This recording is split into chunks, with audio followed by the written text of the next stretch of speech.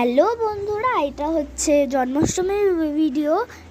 আর আমরা সকালবেলা উঠে গোপালদের রং করা স্টার্ট করে দিয়েছি। সব ভগবানদের রং করার পর এটা হচ্ছে ফাইনাল লুক। নিজের হাতে গোপাল ভাই ভগবানদের রং করাটা আলাদাই মজা, যারা করে তারাই বুঝতে পারে। তো এই যে রাধারানীকে কেমন লাগছে কমেন্ট সেকশনে বলো। তারপর এই কৃষ্ণ ভাই, এটাও বলো কৃষ্ণ ভাইকে কেমন লাগছে।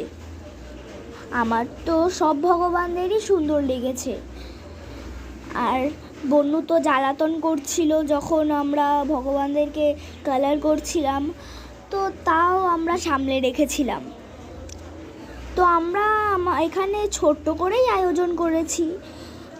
বনুকে নিয়ে তো অত কিছু আর করা যায় না, তাই জন্য ছোট করেই করা হয়েছে এবারটায়।